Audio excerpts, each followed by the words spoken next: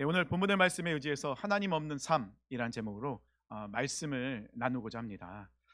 어, 오늘 누가복음 15장 하면은 정말 잘 아는, 또 크리스찬이 아니어도 세상 사람들도 많이 알고 있는 탕자의 비유에 대해서 나오는 말씀이 오늘 누가복음 15장입니다.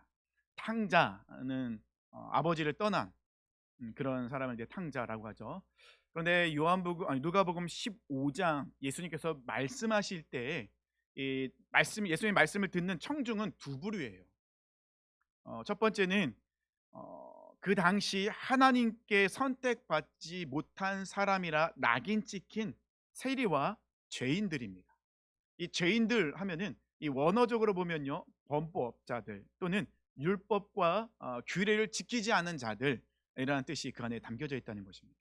그래서 당시 세리와 죄인은 사람들한테 어찌 보면 손가락질 당하기도 하고 소외되고 굉장히 약자이기도 했습니다. 물론 세리는 세금을 걷는 일을 하다 보니 물질적으로는 좀 풍요를 누릴 수는 있어요. 왜냐하면 자기가 착복할 수 있으니까. 로마의 그 권력을 힘입어서 세금을 걷는 사람이다 보니까요. 하지만 사람들로부터는 대우받지 못하고 손가락질 당하는 그런 삶을 사는 사람들이 세리였고 죄인들이었습니다. 또 한 부류는요, 세리와 죄인들과는 대조되는 바리새인과 사두개인들입니다. 이들은 율법 13가지를 목숨 걸고 지키는 사람들이에요. 11조 꼬박꼬박 합니다. 구제연금도 주님 앞에 드립니다. 그리고 금식 기도도 하고 있어요.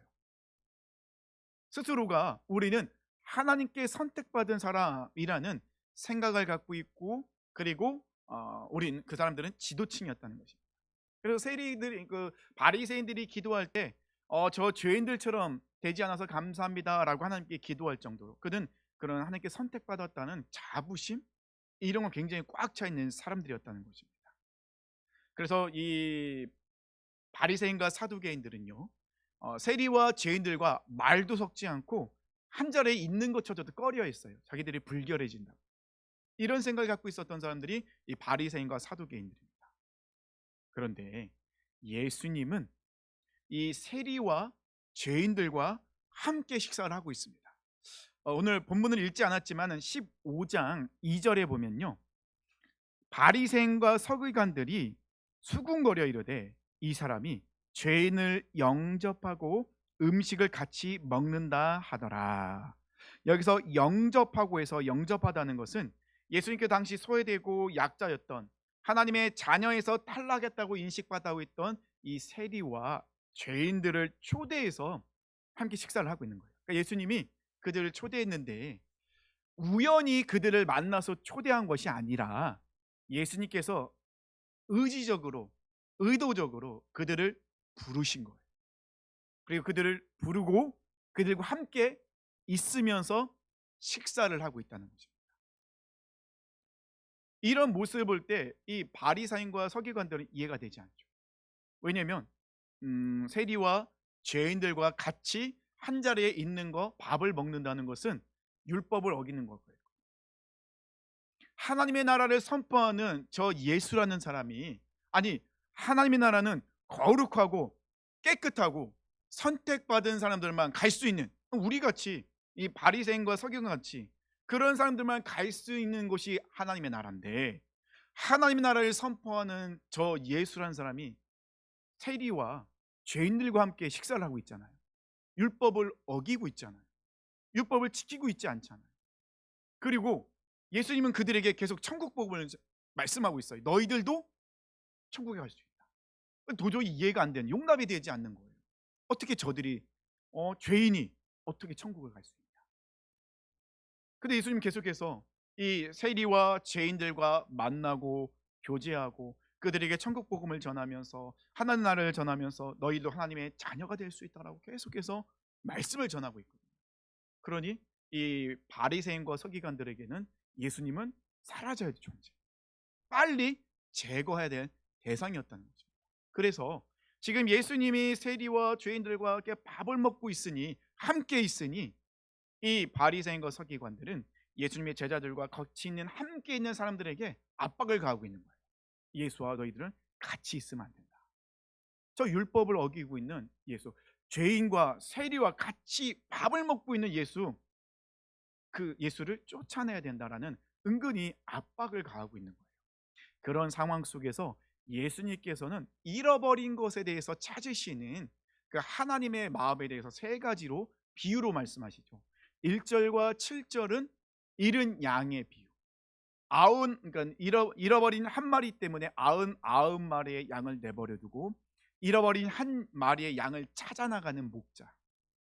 8절부터 10절까지는 잃은 드라크마. 이 드라크마 같은 경우는 좀 의미가 있죠. 유대인들에게, 여성들에게 드라크마는 시집 올 때 갖고 오는 그런 기념, 그런 의미가 있어요. 굉장히 중요한 것이 있는데 이 열 드라크마를 잃어버리잖아요. 그걸 찾는 모습이 또 나와 있습니다. 그리고 11절부터 32절까지 말씀은 우리가 너무 잘 아는 탕자의 비유라고 하죠. 잃은 아들을 찾는 그런 비유에 대해서 말씀하고 계십니다. 이 비유는 너무 잘 아시죠? 한 사람이 있는데 두 아들이 있어요. 아들들이 문제인 것 같아요. 네, 두 아들이 있습니다. 자, 두 아들 중에 누가 더 나쁜 아들일까요?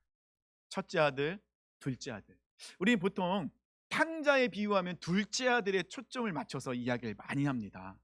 근데 그거 아세요? 첫째 아들이 더 심각한 탕자라는 거. 자, 그러면 왜 그렇게 예수님께서 말씀하시는지 우리가 한번 알아봤으면 좋겠는데, 먼저 둘째 아들에 대해서 우리가 너무 잘 알고 있는 둘째 아들에 대해서 얘기를 나눠볼게요. 둘째 아들, 아버지에게는 재산이 많았던 것 같아요. 이 둘째 아들은 노력하지 않고도 아버지를 통하여서 참 많은 것을 누렸습니다. 그는 노력하지 않아도 아버지가 갖고 있는 것을 누리며 살고 있었어요. 첫째 아들에 비해서 둘째 아들은 아버지를 잘 도와주는 것도 없어요. 어, 배은망덕하죠. 아버지의 은혜를 은혜로 잘 알지 못하는, 늘 부족하다고 더 달라고 이런 모습이 둘째 아들의 모습이었습니다. 결국 둘째 아버지는 아버지에게 재산 가운데 자신의 몫을 달라고 해요. 아버지의 재산 가운데 자신의 몫. 아니, 아버지의 재산 가운데 자신의 몫이 뭐가 있어요? 자기가 아버지에게 돈을 벌어서 갖다 드린 것도 아니고, 자기가 무엇을 해서 아버지가 재산을 형성한 것도 아닌데, 아버지가 노력하고 아버지가 그 모든 것을 형성한 건데, 자기가 도대체 뭐 한 것이 있다고 아버지에게 너무나도 당당하게 나의 몫을 달라고 하거든요. 쉽게 말씀드리면 아버지가 죽을 때 아들들에게 유산으로 주는 그 몫을 달라고 하는 거예요.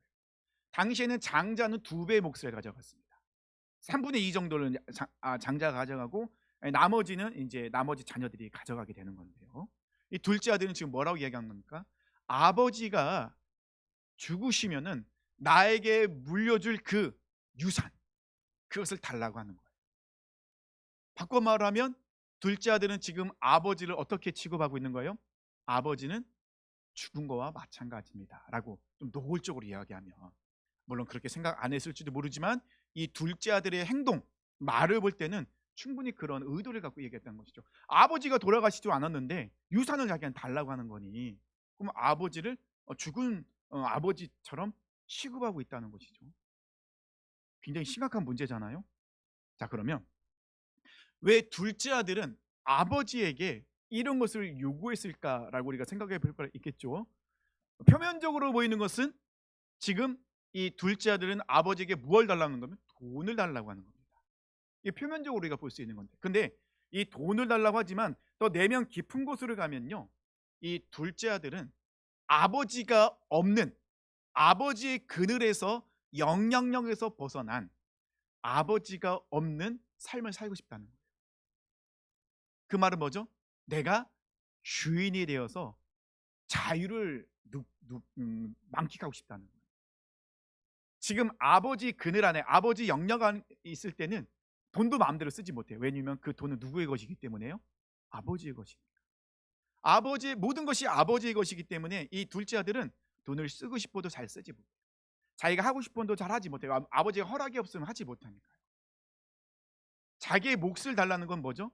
아버지를 떠나서 자기가 가지는 돈으로 자기가 주인이 되어 자기 뜻대로 살고 싶다는 거예요.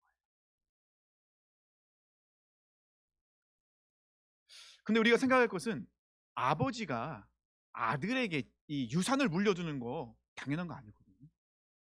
법으로 정해진 것도 아니거든요. 근데 바꿔서 얘기하면 아버지에게 빚이 있으면 이 자녀들은 빚을 안 받아요. 그죠? 왜냐면 고생할 거 아니까. 근데 유산은 또 받으려고 해요. 왜요? 편하니까. 아버지가 자녀들에게, 그러니까 부모님이 자녀들에게 유산을 물려주는 거는 당연한 거 아닙니다. 둘째 아들이 자기가 많은 것을 누리고 있었는데 이거 누리는 거 당연한 거 아니었습니다. 아버지의 은혜 가운데, 아버지의 그늘 안에, 아버지의 영향력 안에서 그는 아버지를 통해서 누릴 수 있었던 거예요. 그게 모든 것이 은혜였는데 이 둘째 아들은 그것을 은혜로 보지 않았다는 거예요. 그것을 간서로 보고 있었고 또 잔소리로 듣고 있었다는 거죠. 그래서 이 둘째 아들은 아버지의 영향력이 없는, 이제는 나는 아버지 없는 삶을 살고 싶습니다 라는 것을 좀 공개적으로 강력하게 선포한 거죠.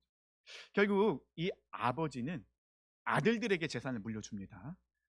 근데 우리가 말씀을 잘 보면요, 둘째 아들에게만 재산을 물려준 건 아니에요. 살림을 두 아들에게 각각 나눠줬다 말씀하고 있습니다. 둘째 아들도 재산을 물려줬지만 첫째 아들에게도 재산을 물려줬다는 거예요. 유대 관습에 의하면 아버지가 아들들에게 재산을 물려줬다 할지라도 아버지가 살아 계시다면 그 재산의 그 권위는 아버지에게 있어요. 그러니까 아버지가 여전히 아들들에게 물려줬다 할지라도 아들들이 그 재산을 마음대로 사용할 수가 없어요. 반드시 아버지의 허락을 받아야 돼요. 이게 유대의 관습입니다. 첫째 아들은 자기가 받았지만은 아버지에게 그것을 그냥 그대로 두고 있죠. 하지만 둘째 아들은 어떻게 합니까? 아버지의 허락도 없이 며칠이 안 돼요. 그 재산을 싹 정리해서 외국으로 떠나요. 멀리 멀리. 어디로요? 아버지가 없는 곳. 아버지의 영향력이 없는 곳. 그곳으로 떠나게 됩니다. 자, 떠나면서 어떤 생각이 했을까요? 나는 이제 자유다. 이제 나는 내가 하고 싶은 대로 살 수 있다. 아버지가 안 계시니 또 돈이 있으니 내가 먹고 싶은 거, 쓰고 싶은 거, 가고 싶은 거 내가 하고 싶은 대로 다 해야지. 이렇게 생각했을 것입니다. 근데 이거는 착각이었죠. 13절과 14절 말씀 보니까요, 그 후에 며칠이 안 돼요. 둘째 아들이 재물을 다 모아가지고 먼 나라에 가 거기서 허랑방탕하여 그 재산을 낭비하더니, 자, 아버지의 영향력 그늘 안에서 벗어났습니다. 이제 아버지 없는 삶을 살고 있는데 그에게 찾아온 것은 무엇입니까? 뭔가 돈을 가지고 사업을 하고 뭘 하고 잘하는 것이 아니라 아버지가 없는 그의 이 둘째 아들의 삶은 허랑방탕이었다는 거예요. 목적도 없어요. 의미도 없어요. 인생을 살아갈 때 내가 어떤 인생을 살아갈지 몰라요. 그냥 눈에 보이는 대로 먹고 마시고 즐기자, 부어라, 마셔라, 그렇게 살고 있는데, 근데 항상 그의 마음속에는 공허함이 있는 거죠. 왜냐하면 무엇을 해야 될지 모릅니다. 아버지의 그늘 안에 있을 때는 보호받을 수도 있었고 조금씩 조금씩 아버지가 이끄신 대로 가다 보면 삶의 의미를 찾아갈 수 있었거든요. 그런데 아버지가 없었을 때의 그의 삶은 허랑방탕하고 재산을 낭비해요. 그러면 그를 제어해주거나 알려주거나 도와주고 이끌어주는 사람이 없기 때문에 다 없앤 후 그 나라에 크게 흉년이 들어 그가 비로소 궁핍한지라. 그래서 14절 이후부터는 그의 삶이 어떻게 비참한지 절망 속에 살아가니 나와 있죠. 돼지를 키워야 되는데, 그리고 또 돼지가 먹는 쥐엄나무로 배를 채우고자 하는데 아무도 그것을 넉넉히 주는 삶이 없어요. 아버지가 없는 삶이 진정한 자유라고 생각했는데 아버지를 떠나고 곰곰이 생각해 보니 아버지의 그늘 안에 있을 때가 가장 자유로웠어요. 내가 주인이 되면 정말 자유를 누릴 것 같죠. 내가 주인이 돼서 내 마음껏 살면 행복할 것 같죠. 정말 즐거울 것 같죠. 내가 계획한 대로 살면 성공할 것 같죠. 근데 아니더라. 성경에도 나와 있고 우리의 인생의 이 역사를 볼 때도 그런 삶을 사는 사람들이 행복하거나 즐겁거나 성공하지 못하다는 것이죠. 우리가 새벽 기도회 때 열왕기상 말씀을 묵상하고 있습니다. 우리가 생명의 삶으로 우리가 말씀을 계속 묵상하고 있는데요, 열왕기상 열왕기 상하는 이스라엘의 남유다와 북이스라엘 왕들의 그 역사를 기록한 거예요. 역대 상하랑 똑같이. 근데 이 열왕기 상 말씀을 묵상할 때 이스라엘의 왕들의 그 역사를 기록할 때 이스라엘 왕은 딱 두 부류로 나눕니다. 중간은 없고 딱 두 부류예요. 첫 번째는 다윗의 길로 행하는 자들. 두 번째는요, 여로보암의 길로 행하는 자들. 딱 두 부류예요. 하나님께서 딱 평가를 두 가지로 평가하세요. 다윗의 길로 갔느냐, 여로보암의 길로 갔느냐. 딱 두 가지로 평가하십니다.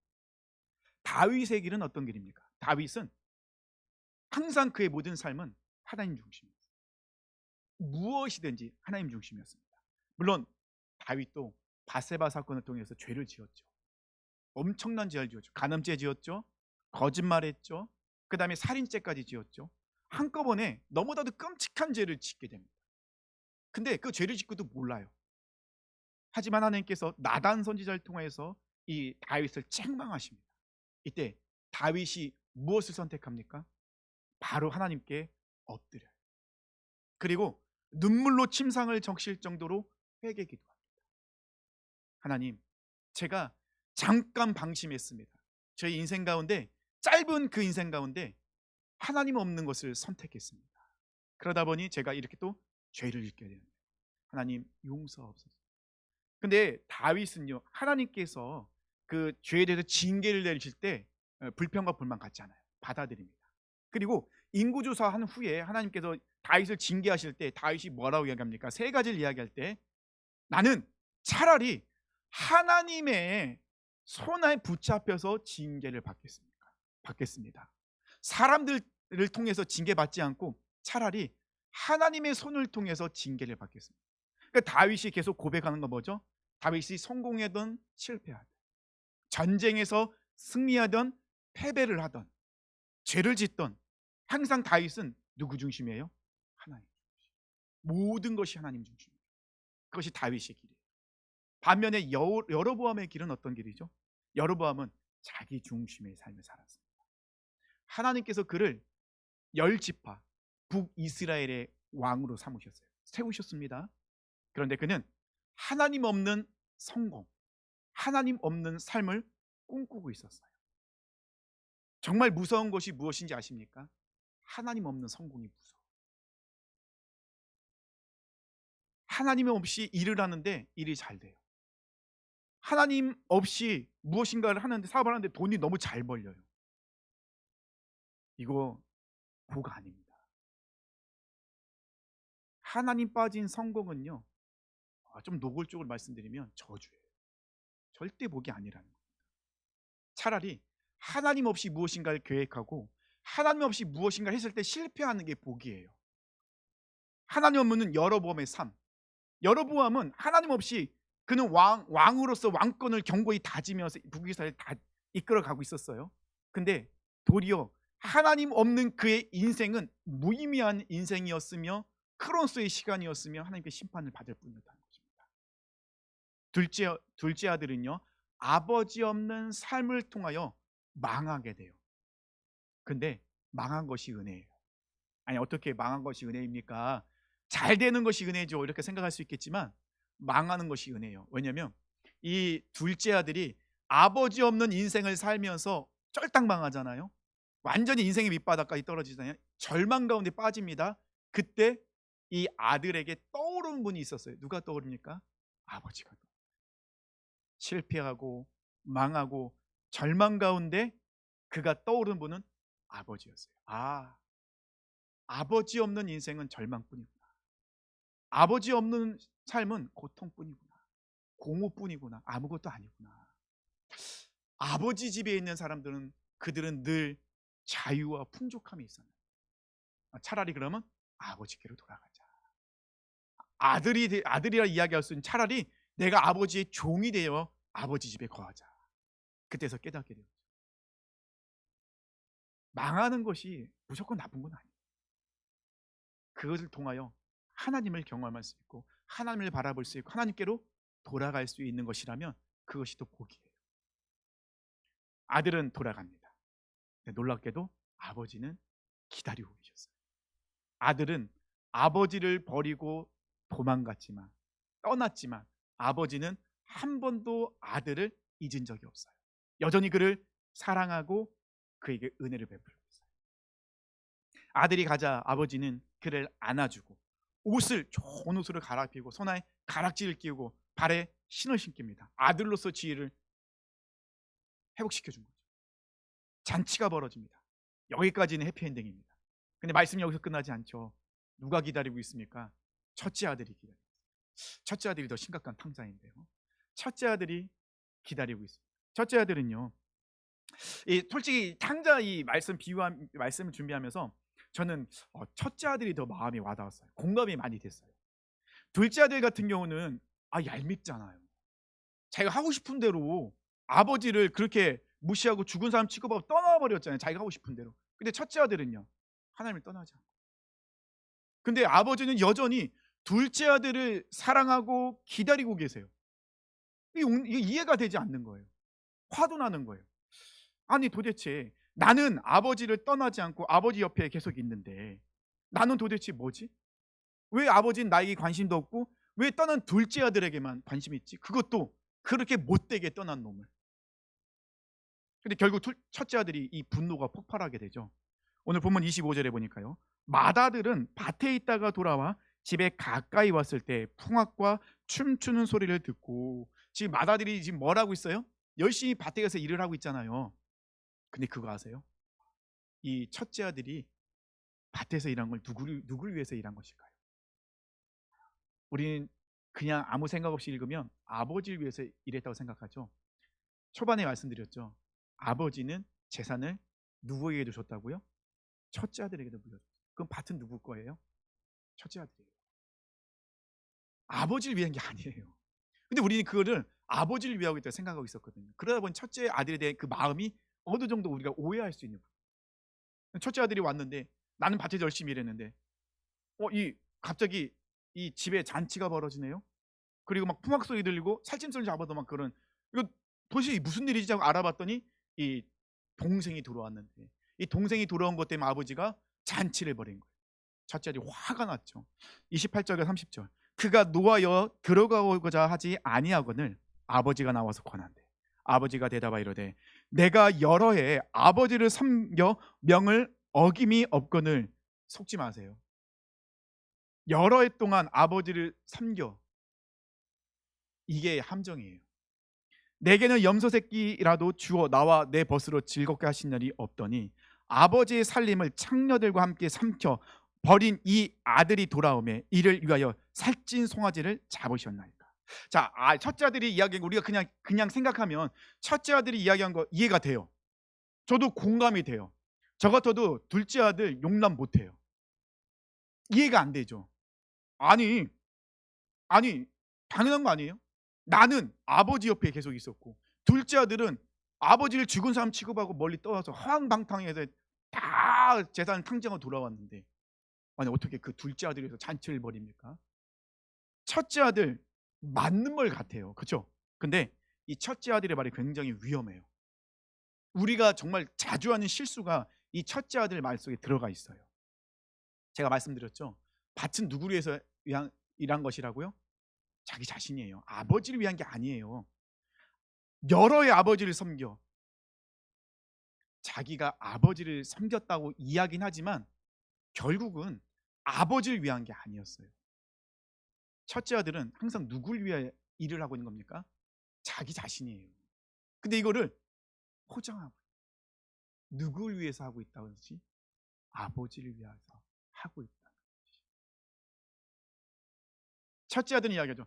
내 기준으로 볼 때 둘째 이 동생을 용납할 수 없어. 얄밉잖아요. 너무 배은망덕하잖아요. 못됐잖아요. 용납 못하죠. 내가 생각할 때 내 기준을 볼 때 아버지도 이해가 안 돼요. 아버지가 나를 무시하는 것 같아. 나에겐 한 번도 그런 적이 없으면서 아니 둘째에겐 저럴 수 있다고? 나를 무시하는 거야. 근데 이 첫째 아들의 이 판단의 기준은 뭐예요? 자기예요. 자기 생각. 그래서 첫째 아들이 더 무서운 거예요. 근데 첫째 아들과 같은 생각을 우리가 정말 많이 하고 있어요. 정말 많이.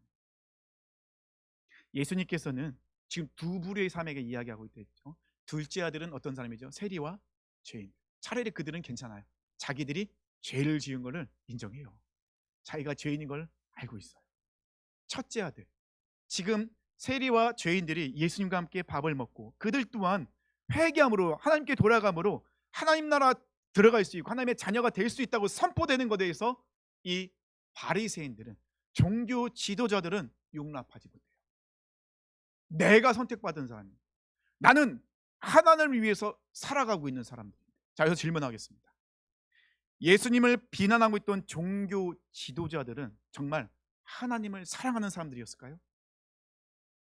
스스로 질문을 던져보자는 거예요. 첫째 아들, 아버지를 정말 사랑하고 있는, 아버지를 섬기는 사람이었나요? 그럼 그 질문을 나에게 해보세요. 혹시 나는 가면을 쓰고 있지는 않았을까요? 첫째 아들처럼. 이런 질문을 우리가 해봐야 된다는 거죠. 첫째도 둘째도 다 탕자예요. 다 아버지를 떠난 자들이에요. 둘째는 아버지를 떠나 죽은 탕자였고, 첫째는요, 아버지를 떠난 것 같지 않지만 아버지의 사랑을 이해하지 못하고 용납하지 못하고 자기의 생각대로 정죄하고 판단하는, 아버지에 대해서 오해하고 있는 그런 탕자의 모습이 첫째의 모습입니다. 그러면 첫째와 둘째의 공통점이 있죠. 공통점이 무엇입니까? 둘 다 자기가 주인이 되려고 해요. 둘째도 첫째도. 둘째는 노골적으로, 첫째는요 교묘하게 아닌 것처럼. 또 한 가지는요, 자기 중심적인 생각을 합니다. 둘째는 완전히 노골적으로 자기 중심적으로 하잖아요. 첫째는요, 일을 하는데 꼭 마치 아버지 일을 위해서 일을 하는 것 같지만은 결과적으로는 자기 자신을 위해서 하는 거예요. 자기 이익을 위해서 하는 거예요. 그리고 둘 다 아버지의 마음을 조금도 헤아리지 않습니다. 첫째도 둘째도 하나님 빠진 삶이 그저 허무하고 절망뿐이라는 것을 우리 예수님께서는 이 탕자 비유를 통해서 말씀하고 계십니다.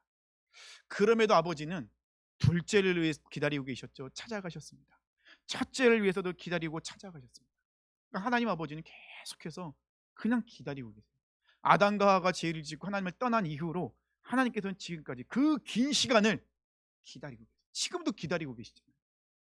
지금도 이 둘째 탕자처럼, 첫째 탕자처럼 떠나 있는 그 아들들, 그 자녀들이 돌아올 때까지 기다리고, 지금도 계속해서 말씀하고 계신데 여전히 내 생각으로 가득 차 있고, 내가 주인이 되었기 때문에 그 말씀을 듣지 못하고 깨닫지 못하고 돌아오지 못하고 있는 그런 모습이 오늘 탕자의 비유에서 말씀하고 있다는 거죠.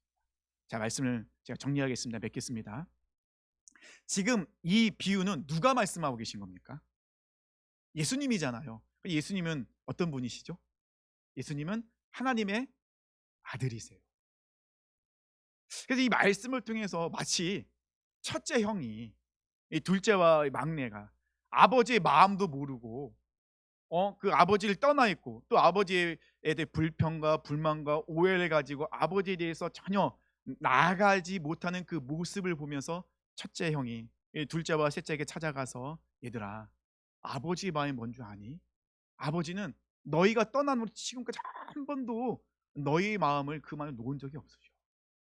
너희들 지금 아버지에 대해서 오해하고 있잖아. 아버지를, 아니 너희들 지금도 부르고 있는데 너희들은 그 음성을 여전히 듣고 있지 않잖아. 너희도 경험해 봤잖아. 아버지 떠난 삶, 공허와 절망뿐이라는 것을. 아버지 없는 그 삶은 아무 의미 없는 그런 삶을 살 수밖에 없다는 것을 너희도 경험했잖아. 그러니 이제 아버지께로 돌아가자. 돌아가는 것만이 우리가 진정한 자유를 누릴 수 있는 것이고, 아버지께로 돌아가는 것이 우리의 인생의 가장 중요한 거란다라고 가장 큰 형이 동생들에게 이야기하는 것처럼 들려진다는 거죠. 예수님은 지금 우리에게 말씀하고 계시죠. 하나님 없는 삶, 절망과 공허, 그리고 의미 없는 삶에서 돌이키자. 하나님 없는 삶 얼마나 절망스럽습니까? 내가 탕자인지 모르는 첫째 같은 모습을 갖고 있는 우리들에게도 똑같이 말씀합니다. 우리 솔직히 하나님에 대해서 오해할 때 많잖아요. 하나님, 제가 이렇게 하나님에 대해서 열심히 헌신하고 봉사하고 막 이러고 있는데 왜 저 사람은 잘 되죠? 저렇게 하나님을 잘 제대로 섬기지 못하는 것 같은, 저 사람은 잘 되는데 왜 나만 이렇게 힘들고, 나만 이렇게 헌신해야 되고, 왜 나만 이런 삶을 살아야 되죠? 하나님, 좀 불공평합니다. 하나님, 이런 모습이 우리 안에 첫째 같은 마음들이 솔직히 되게 많아요. 첫째 아들은요, 완전히 종교인들의 모습이에요. 교묘하게 가면을 쓰고 숨기고 있는 모습. 얼마나 이 말씀을 준비한 제가 또 제 자신을 돌아봤겠습니까? 얼마나 회개를 많이 하겠습니까? 그럼에도 불구하고 우리가 주님께로 돌아가면 우리 안에 하나님이 주신 은혜로 가득 채워주신다. 그 공허와 절망과 어디로 가야 될지 몰라 방황하고 있는 그 모습을 올바른 길로 갈 수 있도록 인도해 주시는 거죠. 그러니까 예수님께서 이 탕자 비유의 말씀 속에서 하나님이 계속해서 열왕기에서 말씀하셨던 다윗의 길로 가라는 그 말씀과 일맥상통한다는 것입니다. 우리는 하나님 중심적인 삶을 살아야 돼요. 끊임없이 싸워야 됩니다. 하나님이 주인이냐 내가 주인이냐 끊임없이 싸워야 됩니다. 하나님 중심의 삶이냐 내 중심의 삶이냐 우리는 끊임없이 싸워야 됩니다. 또 한 가지, 하나님 아버지의 마음을 제발 헤아립시다. 탕자가 되지 말자는 거예요. 이제는 탕자에서 아들로 돌이키자는 거예요. 아들과 탕자는요 종이 한 장 차이예요. 내 마음에서 하나님만 떠나버리면 바로 탕자예요. 내 삶에서 하나님이 빠지는 순간 우리는 탕자가 되는 거예요. 굉장히 굉장히 무서운 말씀입니다.